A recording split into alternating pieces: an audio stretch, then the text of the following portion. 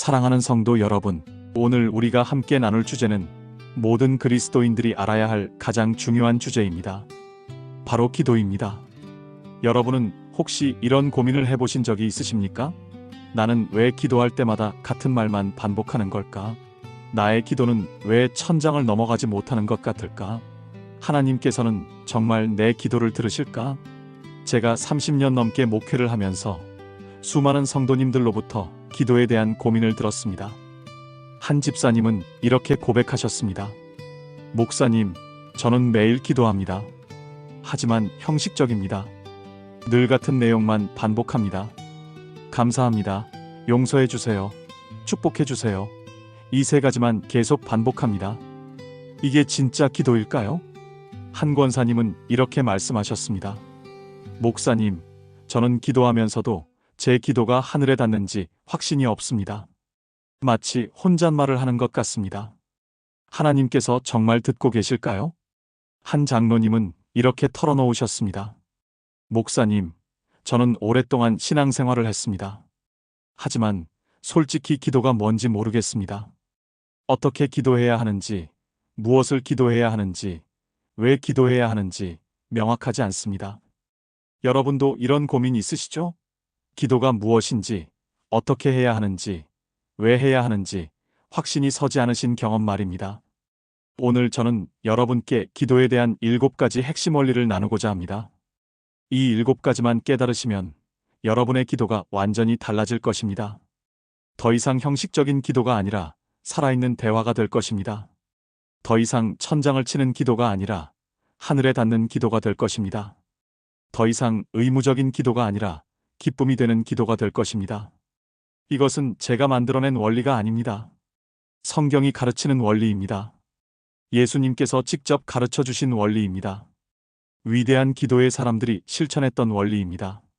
준비되셨습니까? 그럼 먼저 하나님께 기도드리고 시작하겠습니다. 전능하시고 살아계신 하늘 아버지, 오늘 이 시간 주님 앞에 나아옵니다. 기도에 대한 지혜를 구하며 이 자리에 섰습니다. 하나님 아버지, 고백하건대 우리는 기도가 무엇인지 제대로 알지 못합니다. 매일 기도하지만 형식적일 때가 많습니다. 입으로는 기도하지만 마음은 다른 곳에 있을 때가 많습니다. 주님, 오늘 우리에게 기도의 본질을 가르쳐 주옵소서. 기도가 단순한 종교적 행위가 아니라 살아계신 하나님과의 실제적인 대화임을 깨닫게 하옵소서. 주님, 오늘 이 시간을 통해 우리의 기도가 변화되게 하옵소서. 형식에서 실제로, 의무에서 기쁨으로, 독백에서 대화로 바뀌게 하옵소서. 특별히 주님, 오늘 말씀을 듣는 모든 분들이 7가지 원리를 깊이 깨닫게 하옵소서. 머리로만 아는 것이 아니라 마음으로 체험하게 하옵소서. 주님, 오늘 이후 우리의 기도 생활이 완전히 달라지게 하옵소서. 기도가 삶의 능력이 되고 기쁨이 되고 축복이 되게 하옵소서. 이 모든 말씀을 주관하여 주시고 듣는 이들의 마음에 성령의 감동을 더하여 주옵소서. 우리 주 예수 그리스도의 이름으로 기도드립니다. 아멘. 사랑하는 성도 여러분, 첫 번째 원리는 이것입니다. 기도는 대화입니다. 일방적인 요청이 아닙니다. 많은 사람들이 기도를 소원을 비는 것으로 생각합니다. 마치 지니의 램프를 문질러서 소원을 말하듯이 하나님께 원하는 것을 말하는 것으로 생각합니다. 주여, 이것 주세요. 저것 주세요. 이렇게 해주세요. 저렇게 해주세요. 하지만 이것은 기도가 아닙니다. 이것은 일방적인 요청입니다. 대화가 아닙니다. 여러분, 대화가 무엇입니까? 대화는 둘 사이의 쌍방향 소통입니다. 내가 말하고 상대방이 듣고 상대방이 말하고 내가 듣는 것입니다. 이것이 대화입니다. 그렇다면 기도도 마찬가지입니다. 내가 하나님께 말하고 하나님께서 듣고 하나님께서 내게 말씀하시고 내가 듣는 것입니다. 이것이 진정한 기도입니다. 야고보서 4장 8절을 보십시오. 하나님을 가까이 하라 그리하면 너희를 가까이 하시리라. 하나님께서 우리를 가까이 하신다는 것은 무엇입니까? 우리와 관계를 맺으신다는 것입니다. 우리와 대화하신다는 것입니다. 요한계시록 3장 20절을 보십시오. 볼지어다 내가 문 밖에 서서 두드리노니 누구든지 내 음성을 듣고 문을 열면 내가 그에게로 들어가 그와 더불어 먹고 그는 나와 더불어 먹으리라. 함께 먹는다는 것은 교제를 의미합니다. 대화를 의미합니다. 시편 62편 8절을 보십시오. 백성들아 시시로 그를 의지하고 그의 앞에 마음을 토하라. 하나님은 우리의 피난처시로다. 마음을 토한다는 것은 일방적으로 말하는 것이 아닙니다. 진심을 나누는 것입니다. 대화하는 것입니다. 제가 아는 한 권사님의 이야기를 나누겠습니다. 이 권사님은 50대 중반의 신실한 신앙인이셨습니다. 매일 새벽 기도에 나오셨고 열심히 기도하셨습니다. 하지만 권사님은 늘 불만이었습니다. 하나님께서 제 기도를 들어주지 않으세요. 제가 이렇게 열심히 기도하는데 응답이 없어요. 권사님의 기도 제목은 많았습니다. 남편 사업이 잘 되게 해달라. 아들이 좋은 직장에 들어가게 해달라. 딸이 좋은 사람 만나 결혼하게 해달라. 건강하게 해달라. 경제적으로 넉넉하게 해달라. 끝이 없었습니다. 매일 새벽마다 이 기도 제목들을 하나님께 말씀드렸습니다. 30분, 1시간씩 기도했습니다. 하지만 응답이 없다고 불평했습니다. 어느 날 제가 권사님을 상담하게 되었습니다. 권사님은 하소연했습니다. 목사님, 제가 이렇게 열심히 기도하는데 왜 하나님께서는 응답하지 않으실까요? 저는 권사님께 물었습니다. 권사님, 기도하실 때 하나님의 음성을 들으시나요? 권사님은 당황했습니다. 하나님의 음성요? 그게 무슨 말씀이세요?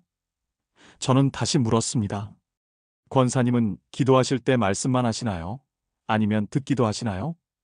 권사님은 대답했습니다. 제가 무엇을 들어야 하나요? 저는 제 기도 제목을 드리는 거잖아요. 저는 깨달았습니다. 권사님은 기도를 일방적인 요청으로만 생각하고 계셨던 것입니다. 대화로 생각하지 않으셨던 것입니다. 저는 권사님께 설명했습니다. 권사님, 기도는 대화입니다. 권사님이 말씀하시는 것도 중요하지만 하나님께서 말씀하시는 것을 듣는 것도 중요합니다. 권사님이 원하시는 것을 말씀드리는 것도 좋지만 하나님께서 원하시는 것이 무엇인지 듣는 것도 필요합니다. 권사님은 충격을 받았습니다. 제가 30년 동안 신앙생활을 했는데 기도가 대화라는 것을 처음 깨달았습니다. 그날부터 권사님의 기도가 바뀌었습니다. 권사님은 기도할 때 절반은 말하고 절반은 들었습니다. 기도 제목을 말씀드린 후에 침묵했습니다. 하나님, 제가 이것을 원합니다. 하지만 하나님께서는 무엇을 원하십니까? 제게 말씀해 주세요. 그리고 조용히 기다렸습니다. 처음에는 아무것도 들리지 않았습니다. 하지만 계속 연습했습니다. 며칠, 몇 주까지 나자 하나님의 음성을 듣기 시작했습니다. 성경 말씀이 마음에 떠올랐습니다. 성령의 감동이 왔습니다. 확신이 생겼습니다. 권사님은 깨달았습니다. 아, 하나님께서는 내가 원하는 것보다 더 좋은 것을 원하셨구나. 내가 이것을 달라고 했지만 하나님께서는 저것이 나에게 더 좋다고 말씀하시는구나. 권사님의 기도 제목도 바뀌었습니다. 자신이 원하는 것만 구하지 않고 하나님께서 원하시는 것을 구하게 되었습니다. 하나님, 제 뜻대로 마시고 하나님 뜻대로 하소서. 놀라운 일이 일어났습니다. 권사님의 기도가 응답되기 시작했습니다. 남편 사업이 잘 되었습니다. 아들이 좋은 직장에 들어갔습니다.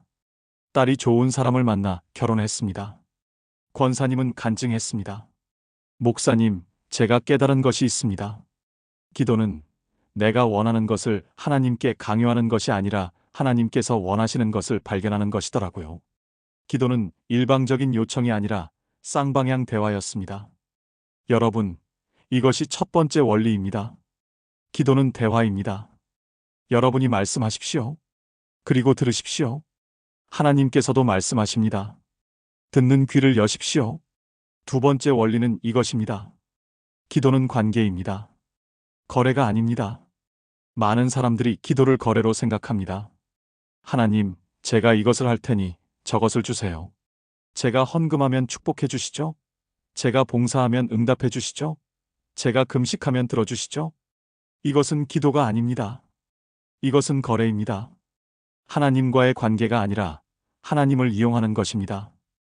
요한복음 17장 3절에서 예수님께서 뭐라고 하셨습니까? 영생은 곧 유일하신 참 하나님과 그가 보내신 자, 예수 그리스도를 아는 것이니이다. 영생은 하나님을 아는 것입니다. 관계입니다. 호세아 6장 6절을 보십시오. 나는 인애를 원하고 제사를 원하지 아니하며 번제보다 하나님을 아는 것을 원하노라.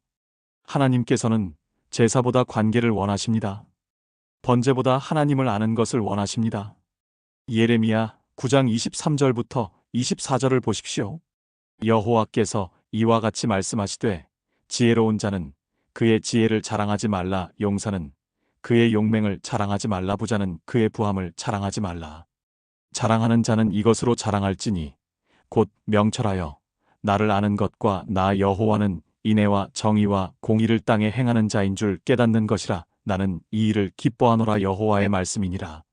하나님을 아는 것, 이것이 기도의 목적입니다. 무엇을 얻는 것이 아니라 누구를 아는 것입니다. 제가 아는 한 장로님의 이야기를 나누겠습니다. 장로님은 사업가셨습니다. 성공한 사업가셨습니다. 하지만 장로님의 기도는 늘 사업에 관한 것이었습니다. 하나님, 이번 계약이 성사되게 해주세요. 하나님, 저에게 좋은 기회를 주세요. 하나님, 경쟁사를 이기게 해주세요. 하나님, 올해 매출 목표를 달성하게 해주세요. 장로님은 기도를 많이 했습니다. 새벽 기도도 빠지지 않았습니다. 철야 기도도 했습니다. 금식 기도도 했습니다. 헌금도 많이 했습니다. 장로님의 생각은 이랬습니다. 내가 이렇게 하면 하나님께서 나를 축복하실 거야. 내가 새벽 기도하고 금식 기도하고 헌금하면 하나님께서 내 사업을 성공시켜 주실 거야. 처음에는 잘 되는 것 같았습니다. 사업도 잘 되고 계약도 성사되고 매출도 올랐습니다. 장로님은 확신했습니다. 역시 내 방법이 맞아. 기도하고 헌금하면 축복받는 거야. 하지만 어느 날 위기가 왔습니다.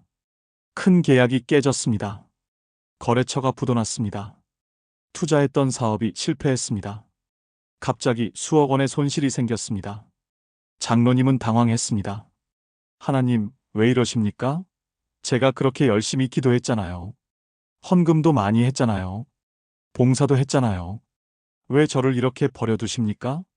장로님은 화가 났습니다. 하나님께 원망했습니다. 저는 제 할 일 다 했습니다. 하나님께서는 왜 안 하십니까? 기도가 끊겼습니다. 교회도 나가기 싫었습니다. 그때 저는 장로님을 만났습니다.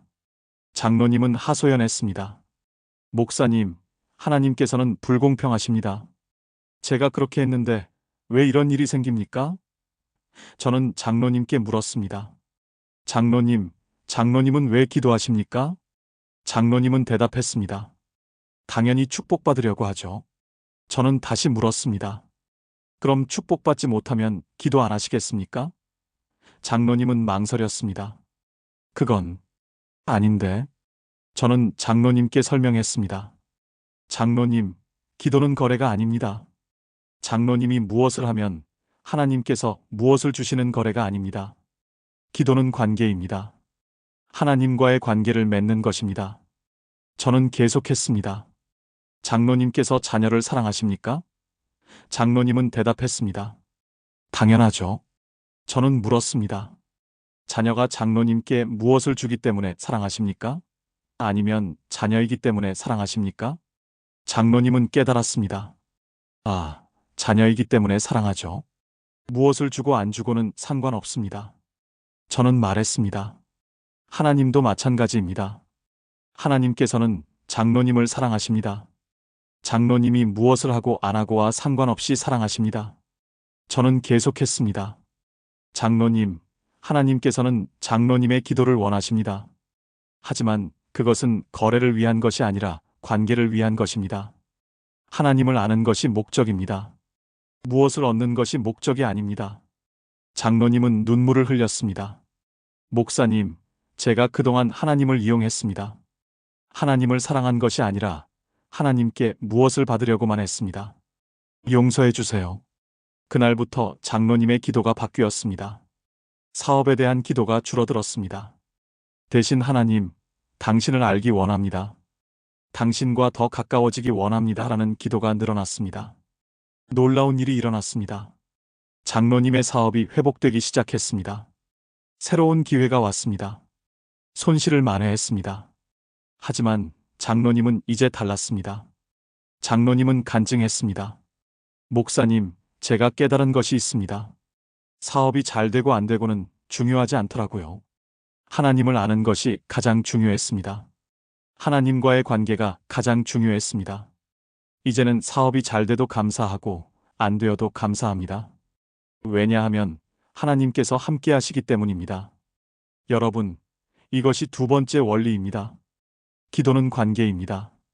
거래가 아닙니다. 무엇을 얻으려고 기도하지 마십시오. 누구를 알기 위해 기도하십시오. 세 번째 원리는 이것입니다. 기도는 정직함입니다. 위선이 아닙니다. 많은 사람들이 기도할 때 가면을 씁니다. 진짜 모습을 감추고 좋은 모습만 보여주려고 합니다. 하나님, 저는 이렇게 경건합니다.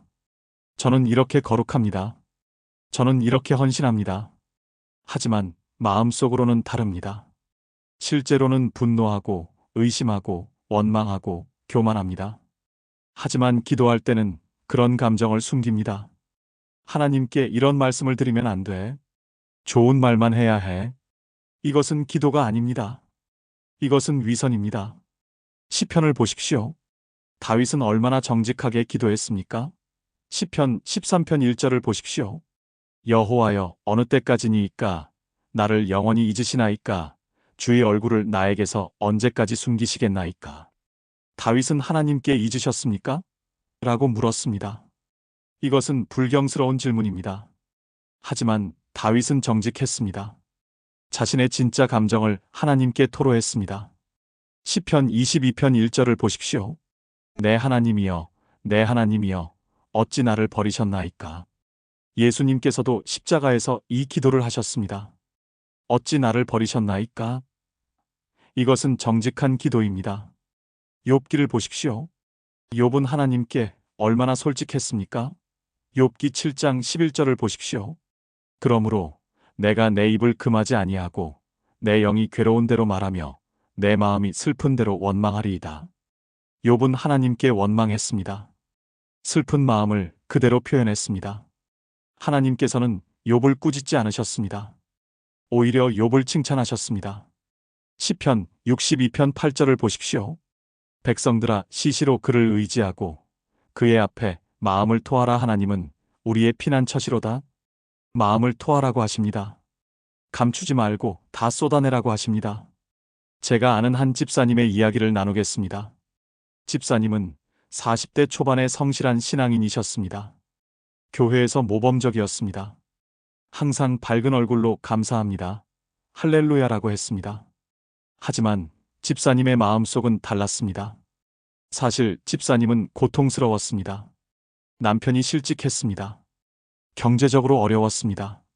아이가 아팠습니다. 시어머니와 갈등이 있었습니다.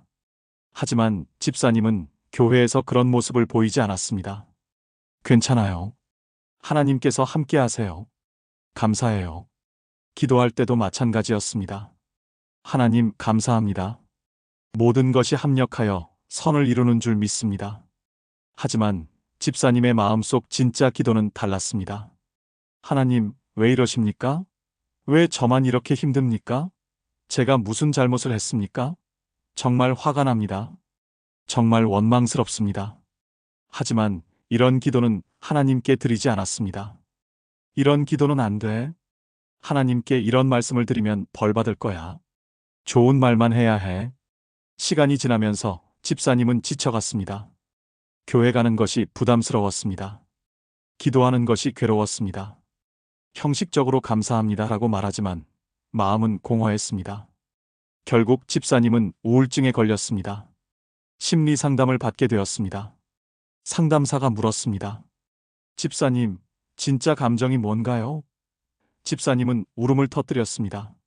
화나요. 원망스러워요. 하나님이 미워요. 상담사가 말했습니다. 그 감정을 하나님께 말씀드리세요. 집사님은 놀랐습니다. 그런 말을 하나님께 드려도 돼요? 상담사는 대답했습니다. 당연하죠. 하나님은 집사님의 진짜 모습을 원하십니다. 그날 집사님은 처음으로 정직하게 기도했습니다. 하나님, 화납니다. 원망스럽습니다. 왜 이렇게 힘들게 하십니까? 저는 이해할 수 없습니다. 눈물을 흘리며 모든 감정을 쏟아냈습니다. 놀라운 일이 일어났습니다. 기도를 마쳤을 때 평안이 왔습니다. 집사님은 깨달았습니다. 아, 하나님께서는 내 진짜 모습을 원하셨구나. 위선적인 기도가 아니라 정직한 기도를 원하셨구나. 그날 이후 집사님의 기도가 바뀌었습니다. 더 이상 좋은 말만 하지 않았습니다. 화날 때는 화납니다라고 했습니다. 슬플 때는 슬픕니다라고 했습니다. 의심날 때는 의심됩니다라고 했습니다. 그러자 기도가 살아났습니다. 더 이상 형식이 아니라 진짜 대화가 되었습니다.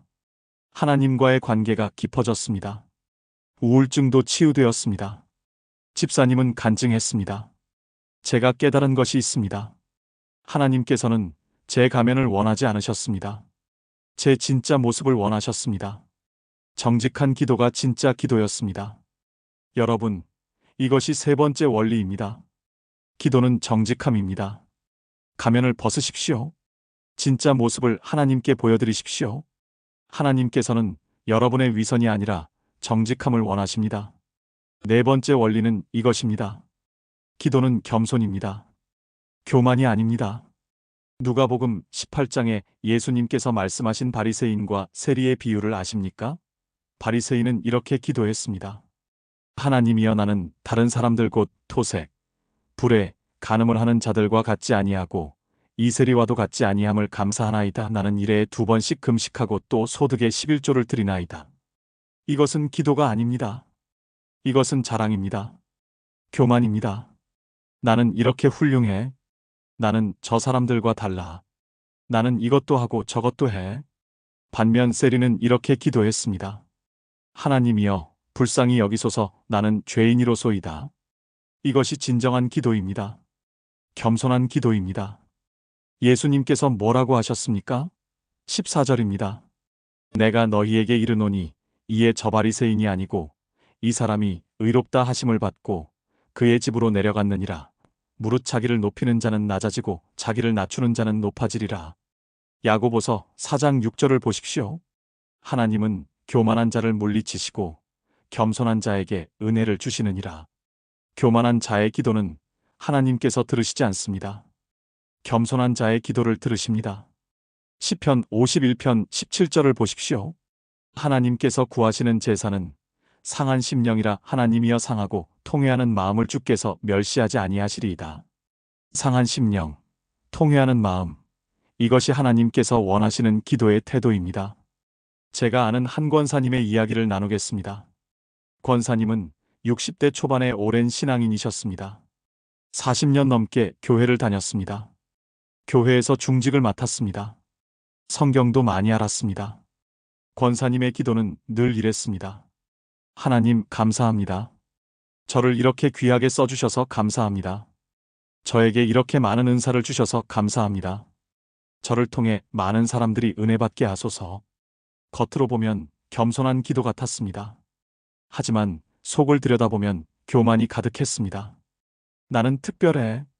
나는 하나님께 쓰임받는 사람이야. 나는 다른 사람들과 달라. 권사님은 다른 사람들을 판단했습니다. 저 집사님은 믿음이 약해. 저 권사님은 헌신이 부족해. 저 장로님은 기도가 부족해. 자신은 완벽하다고 생각했습니다. 어느 날 권사님에게 시험이 왔습니다.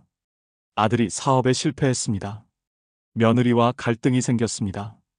건강도 안 좋아졌습니다. 갑자기 여러 어려움이 한꺼번에 왔습니다. 권사님은 당황했습니다. 하나님, 왜 이러십니까? 제가 그렇게 충성했는데 왜 이런 일이 생깁니까? 권사님은 하나님께 따졌습니다. 제가 40년 동안 교회를 섬겼습니다. 헌금도 많이 했습니다. 봉사도 많이 했습니다. 왜 저에게 이런 일이 생깁니까? 권사님은 화가 났습니다. 다른 사람들을 더 판단했습니다. 저 사람들은 저보다 믿음도 없는데 잘 살잖아요. 저는 이렇게 충성하는데 왜 이렇게 힘듭니까? 그때 한 전도사님이 권사님께 다가왔습니다. 전도사님은 조심스럽게 물었습니다. 권사님, 혹시 교만하신 건 아닐까요? 권사님은 발끈했습니다. 제가 언제 교만했습니까? 저는 겸손합니다. 전도사님은 말했습니다. 권사님의 기도를 들어보면 자랑이 많으십니다. 나는 이것도 했고 저것도 했다는 이야기가 많으십니다. 그것이 교만일 수 있습니다. 권사님은 충격을 받았습니다. 제가 교만했다고요? 하지만 생각해보니 맞는 말이었습니다. 권사님은 자신이 특별하다고 생각했습니다. 다른 사람들보다 낫다고 생각했습니다. 권사님은 무릎을 꿇었습니다. 처음으로 진정으로 겸손하게 기도했습니다. 하나님, 제가 교만했습니다. 제가 제 의를 자랑했습니다. 제가 교회를 섬긴 것이 자랑거리가 되었습니다. 용서해 주세요. 권사님은 계속 기도했습니다. 하나님, 저는 죄인입니다. 40년 동안 교회를 다녔지만 저는 여전히 죄인입니다. 제 의가 아니라 주님의 은혜로 살아갑니다. 불쌍히 여겨주세요. 눈물이 쏟아졌습니다. 진정한 회개가 일어났습니다.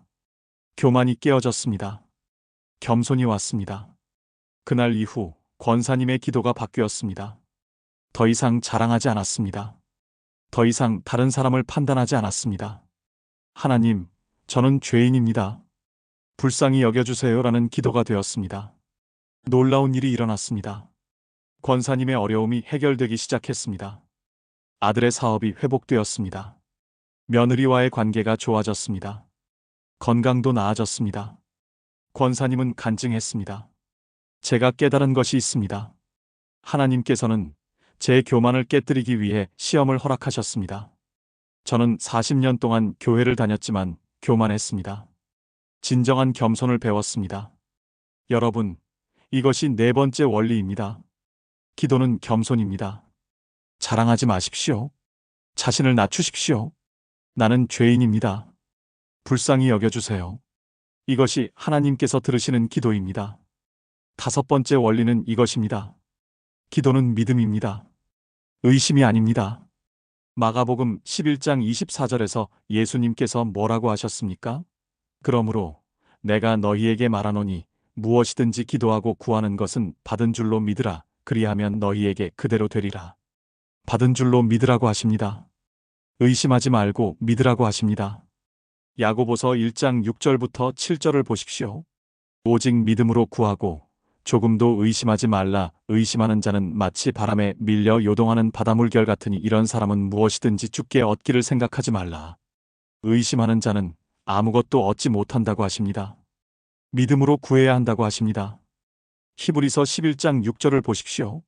믿음이 없이는 하나님을 기쁘시게 하지 못하나니 하나님께 나아가는 자는 반드시 그가 계신 것과 또한 그가 자기를 찾는 자들에게 상 주시는 이심을 믿어야 할지니라.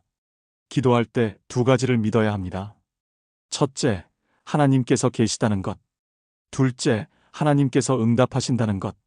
제가 아는 한 집사님의 이야기를 나누겠습니다. 집사님은 30대 후반의 직장인이셨습니다. 집사님은 승진을 원했습니다.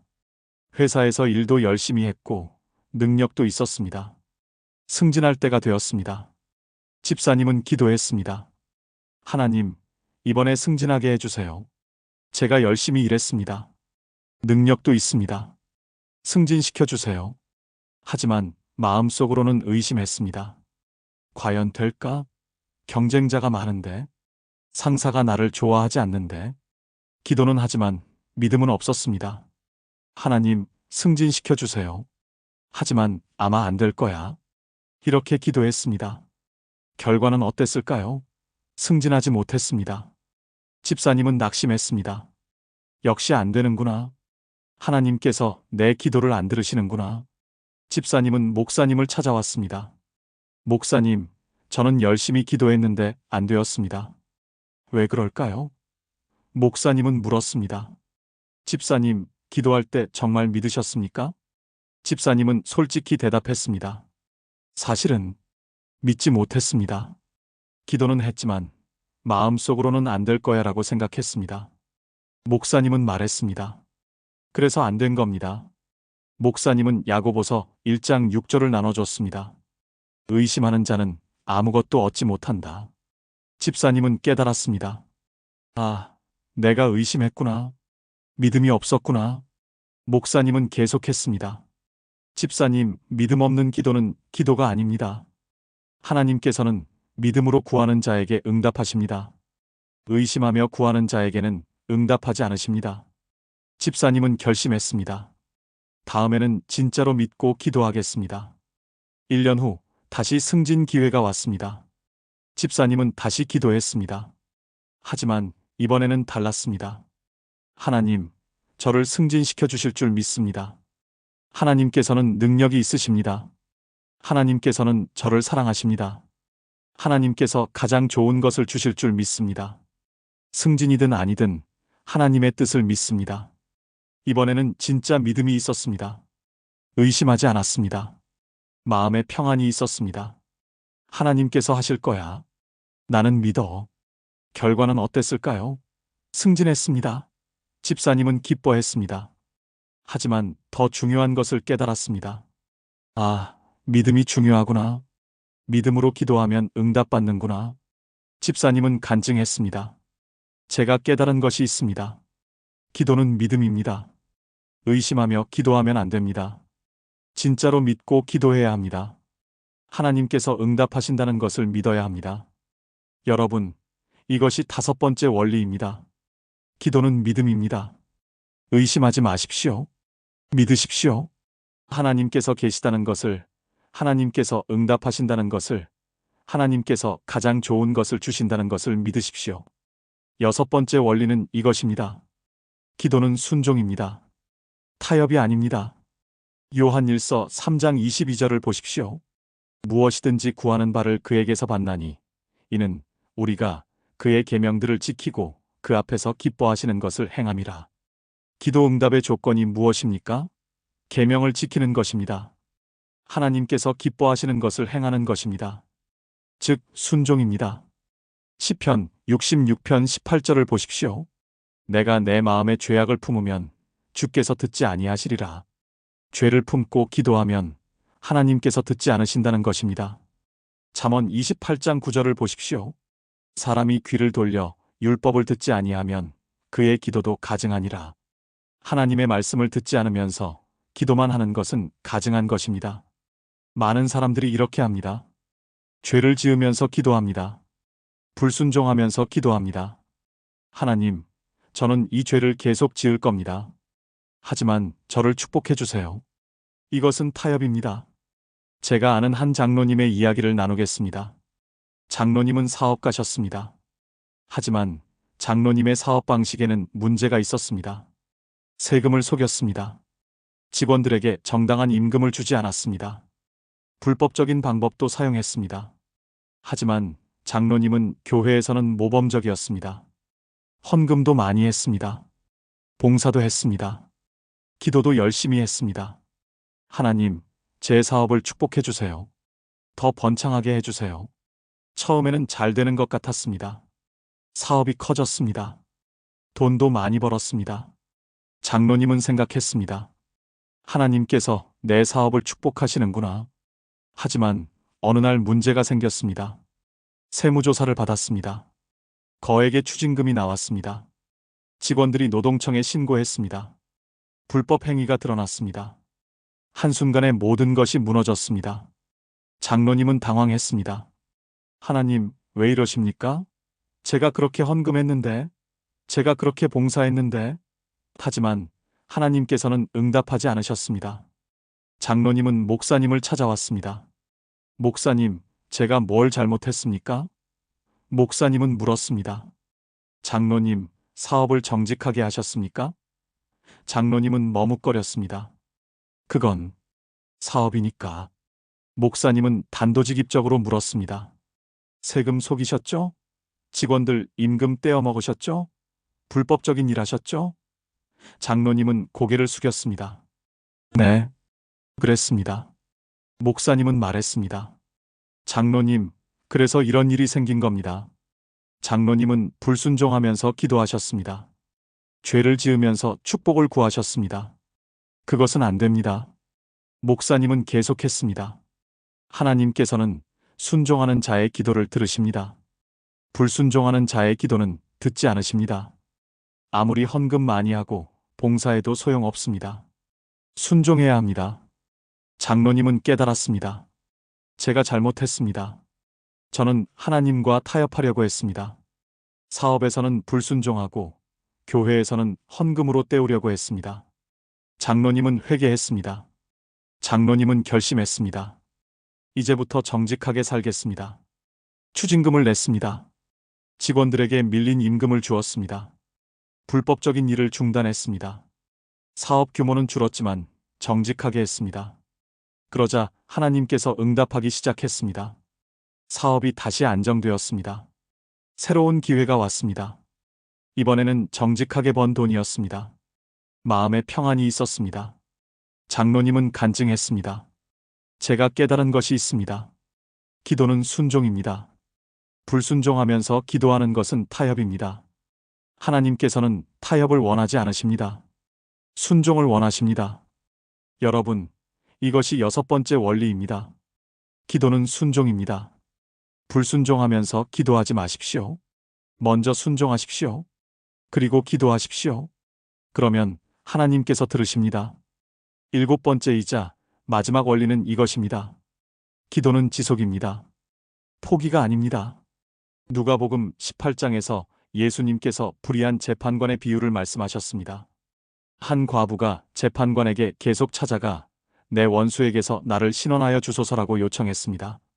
처음에 재판관은 들어주지 않았습니다. 하지만 과부는 포기하지 않았습니다. 계속 찾아갔습니다. 결국 재판관이 말했습니다. 내가 하나님을 두려워하지 않고 사람을 무시하나 이 과부가 나를 번거롭게 하니 내가 그 원한을 풀어주리라. 예수님께서 무엇을 가르치려고 하셨습니까? 1절을 보십시오. 예수께서 그들에게 항상 기도하고 낙심하지 말아야 할 것을 비유로 말씀하여 항상 기도하라는 것입니다. 낙심하지 말라는 것입니다. 포기하지 말라는 것입니다. 데살로니가전서 5장 17절을 보십시오. 쉬지 말고 기도하라. 계속 기도하라는 것입니다. 골로새서 4장 2절을 보십시오. 기도를 계속하고 기도에 감사함으로 깨어 있으라. 기도를 계속하라고 하십니다. 많은 사람들이 한두 번 기도하고 포기합니다. 기도했는데 안 되네. 하나님께서 안 들어주시네. 그리고 기도를 멈춥니다. 하지만 성경은 계속 기도하라고 합니다. 포기하지 말라고 합니다. 제가 직접 경험한 이야기를 나누겠습니다. 저희 교회에 한 권사님이 계셨습니다. 권사님에게는 아들이 하나 있었습니다. 하지만 그 아들은 방탕했습니다. 대학도 중퇴했습니다. 직장도 다니지 않았습니다. 술을 마셨습니다. 나쁜 친구들과 어울렸습니다. 부모에게 돈만 달라고 했습니다. 권사님은 마음이 찢어졌습니다. 권사님은 기도했습니다. 하나님, 제 아들을 변화시켜 주세요. 매일 새벽마다 기도했습니다. 금식 기도도 했습니다. 철야 기도도 했습니다. 하지만 변화가 없었습니다.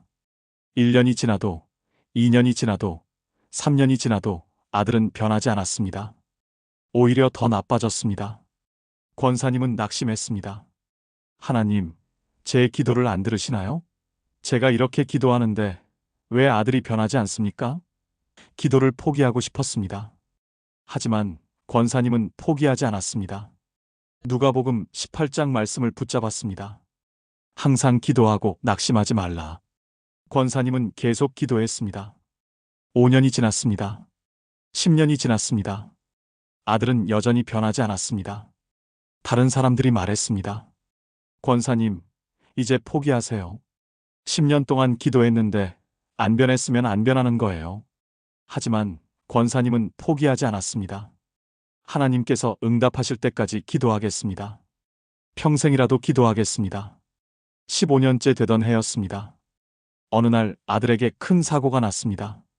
술을 마시고 차를 몰다가 큰 사고를 냈습니다. 다행히 목숨은 건졌지만 중상을 입었습니다. 병원에 입원했습니다. 병원 침대에서 아들은 깨달았습니다. 내가 죽을 뻔했구나. 내가 이렇게 살면 안 되겠구나. 아들은 회개했습니다. 엄마, 미안해요. 제가 잘못 살았어요. 퇴원 후 아들은 완전히 변했습니다. 술을 끊었습니다. 나쁜 친구들과 끊었습니다. 직장을 구했습니다. 성실하게 일했습니다. 교회에 나오기 시작했습니다. 1년 후 아들은 세례를 받았습니다. 2년 후 결혼했습니다. 지금은 행복한 가정을 꾸리고 있습니다. 교회에서도 열심히 섬기고 있습니다. 권사님은 간증했습니다. 목사님, 제가 15년 동안 기도했습니다. 중간에 포기하고 싶었습니다. 하지만 포기하지 않았습니다. 계속 기도했습니다. 하나님께서 응답하셨습니다.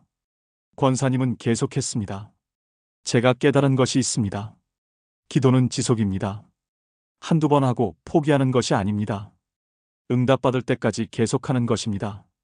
하나님께서는 때가 되면 응답하십니다.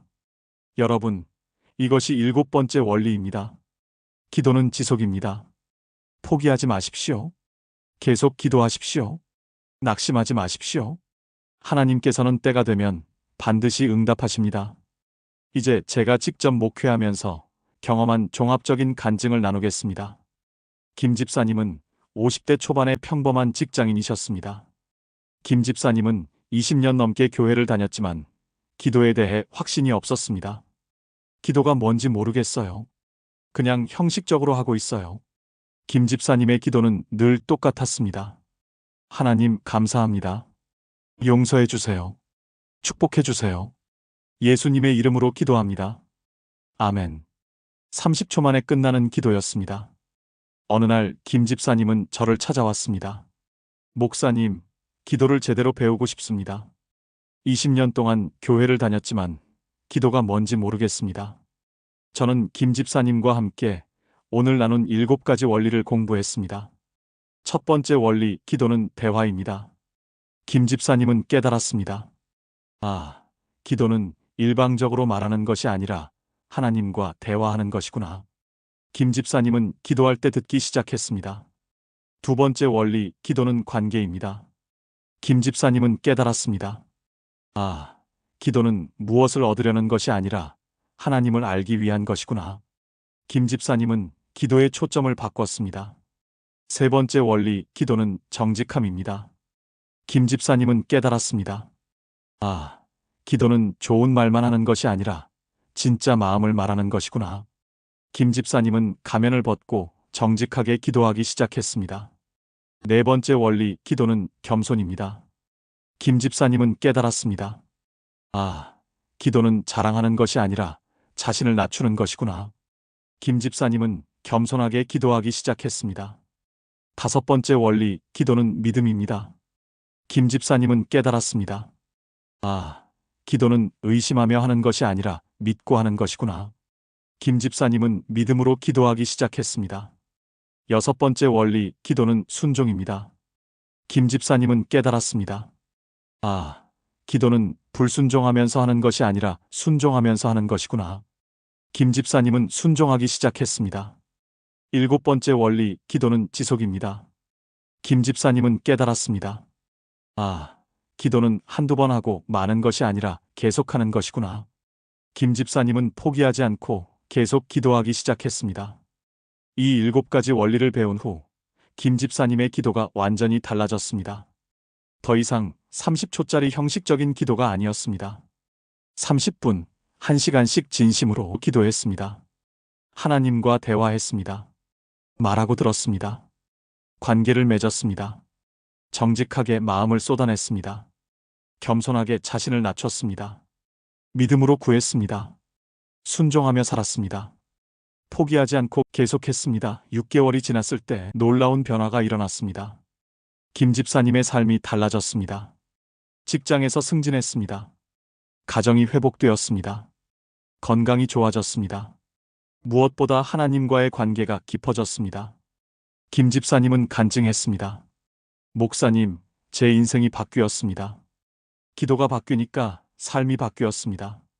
20년 동안 형식적으로 기도했는데 이제는 진짜 기도를 알았습니다. 김 집사님은 계속했습니다. 이 7가지 원리를 배운 후 제 기도가 완전히 달라졌습니다. 이제는 기도가 의무가 아니라 기쁨입니다. 이제는 기도가 형식이 아니라 실제입니다. 이제는 기도가 독백이 아니라 대화입니다. 2년이 지난 지금 김 집사님은 교회에서 기도 사역을 담당하고 있습니다. 다른 성도들에게 기도를 가르치고 있습니다. 많은 사람들이 김 집사님을 통해 기도를 배우고 있습니다. 여러분, 이것이 7가지 원리의 능력입니다. 이것을 알면 여러분의 기도가 완전히 달라집니다. 사랑하는 성도 여러분, 오늘 우리는 기도의 7가지 핵심 원리를 배웠습니다. 첫째, 기도는 대화입니다. 일방적 요청이 아닙니다. 둘째, 기도는 관계입니다. 거래가 아닙니다. 셋째, 기도는 정직함입니다. 위선이 아닙니다. 넷째, 기도는 겸손입니다. 교만이 아닙니다. 다섯째, 기도는 믿음입니다. 의심이 아닙니다. 여섯째, 기도는 순종입니다. 타협이 아닙니다. 일곱째, 기도는 지속입니다. 포기가 아닙니다. 이 7가지를 기억하십시오. 이것을 실천하십시오. 그러면 여러분의 기도가 완전히 달라질 것입니다. 더 이상 형식적인 기도가 아니라 살아있는 대화가 될 것입니다. 더 이상 천장을 치는 기도가 아니라 하늘에 닿는 기도가 될 것입니다. 더 이상 의무적인 기도가 아니라 기쁨이 되는 기도가 될 것입니다. 오늘부터 실천하십시오. 기도할 때 이 7가지를 점검하십시오. 나는 대화하고 있는가 아니면 일방적으로 말하고 있는가? 나는 관계를 맺고 있는가 아니면 거래하고 있는가? 나는 정직하게 기도하는가 아니면 위선적으로 기도하는가? 나는 겸손하게 기도하는가 아니면 교만하게 기도하는가? 나는 믿음으로 기도하는가 아니면 의심하며 기도하는가? 나는 순종하며 기도하는가 아니면 타협하며 기도하는가? 나는 지속하고 있는가 아니면 포기하고 있는가? 이것을 점검하면서 기도하십시오. 그러면 여러분의 기도가 능력 있는 기도가 될 것입니다. 전능하시고 기도를 들으시는 하늘 아버지, 오늘 기도의 7가지 원리를 나눌 수 있게 하심에 감사드립니다. 주님, 오늘 이 말씀을 들은 모든 분들을 축복합니다. 이들의 기도가 완전히 달라지게 하옵소서. 주님, 이들이 기도를 대화로 경험하게 하옵소서. 일방적으로 말하는 것이 아니라 주님과 진정으로 대화하게 하옵소서. 말하고 듣는 쌍방향 소통을 경험하게 하옵소서. 주님, 이들이 기도를 관계로 경험하게 하옵소서. 무엇을 얻으려는 거래가 아니라 주님을 알아가는 관계가 되게 하옵소서. 주님과 더 깊은 친밀함을 누리게 하옵소서. 주님, 이들이 정직하게 기도하게 하옵소서. 더 이상 가면을 쓰지 않고 진짜 모습을 주님께 보여드리게 하옵소서. 상한 마음도, 화난 마음도, 의심하는 마음도 정직하게 표현하게 하옵소서. 주님, 이들이 겸손하게 기도하게 하옵소서. 자신을 자랑하지 않고 주님만 높이게 하옵소서. 나는 죄인입니다라고 고백하는 겸손을 허락하옵소서. 주님, 이들이 믿음으로 기도하게 하옵소서.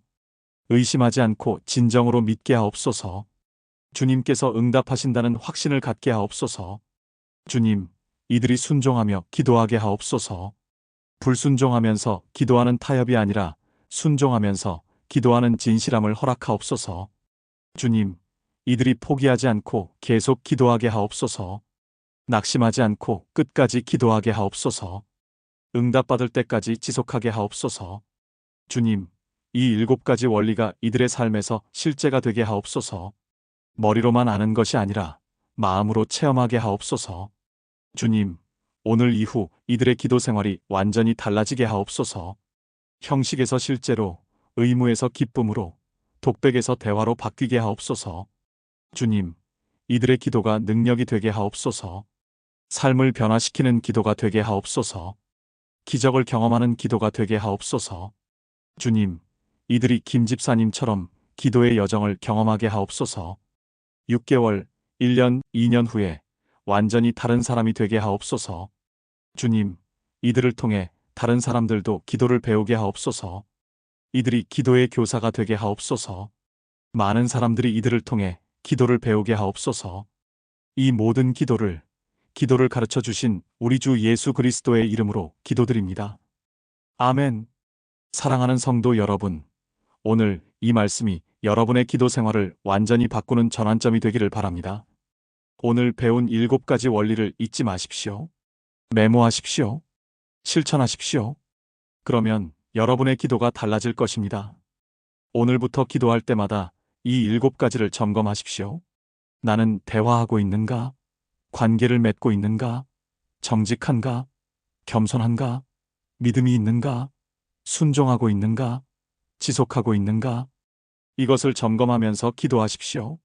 그러면 여러분은 김 집사님처럼 기도의 능력을 경험할 것입니다. 오늘 이 영상이 도움이 되셨다면 좋아요 버튼을 눌러주시고 구독과 알람 설정도 부탁드립니다. 이 영상을 주변 분들과 공유해 주십시오. 많은 분들이 이 7가지 원리를 배우기를 바랍니다. 댓글로 여러분의 기도 이야기를 나눠주십시오. 어떤 원리가 가장 도움이 되었나요? 어떤 변화를 경험하셨나요? 다음 영상에서는 기도 응답을 가로막는 7가지 장애물에 대해 함께 나누겠습니다. 하나님의 은혜가 여러분과 함께